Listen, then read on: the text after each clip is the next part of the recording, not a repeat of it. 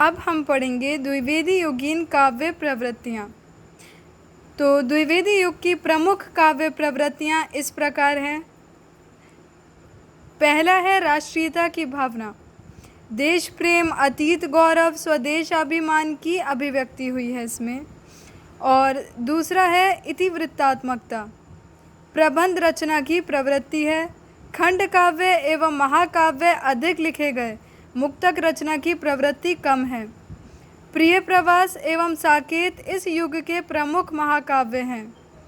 तीसरा नैतिकता एवं आदर्शवाद, श्रृंगार भावना का विरोध हुआ, नैतिक मूल्यों पर बल दिया गया। द्विवेदी युग का काव्य आदर्शवाद से अनुप्राणित है। चौथा प्रकृति चित्रण, श्रीधर पाठक, राम नरेश त्रिपाठी जैसे कवियों ने प्रकृति के रम्य रूप का चित्रण अपनी रचनाओं में किया। पांचवा सामाजिक समस्याओं का चित्रण, छुआछूत, दहेज प्रथा, बाल विवाह, नारी की दयनीय स्थिति को काव्य का विषय बनाया गया। छठा है अनूदित रचनाएं, इस काल में मौलिक रचनाओं के साथ साथ अनूदित रचनाएं भी लिखी गईं। विशेषतः संस्कृत, बंगला एवं अंग्रेजी की श्रेष्ठ रचनाओं के अनुवाद कवियों ने प्रस्तुत किए।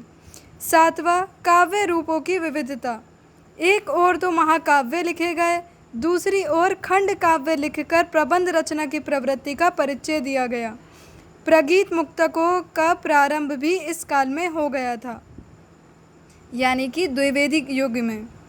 आठवां काव्य भाषा के रूप में खड़ी बोली का प्रयोग, द्विवेदी युग में खड़ी बोली हिंदी का प्रयोग ब्रज भाषा के स्थान पर काव्य भाषा के रूप में किया गया। नवा छंदों की विविधता, काव्य में प्राचीन छंदों जैसे दोहा, चौपाई, रोला, सवैयाँ, कुंडलिया के साथ साथ संस्कृत वर्णवृत्तों, हरिगीतिका, उपेंद्र वज्रा, इंद्र वज्रा, शार्दूल विक्रीड़ित, नाटक आदि का प्रयोग भी किया गया।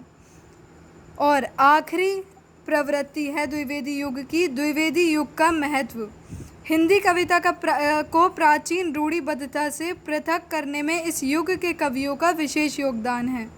काव्य भाषा के रूप में खड़ी बोली हिंदी को प्रतिष्ठित किया गया तथा गद्य क्षेत्र में भाषा का परिष्कार कर उसे व्याकरण सम्मत बनाया गया। हिंदी कविता को श्रृंगारिकता से राष्ट्रीयता, जड़ता से प्रगति और रूढ़िवादिता से स्वच्छंदता की ओर ले जाने में इन कवियों का महत्वपूर्ण योगदान रहा है।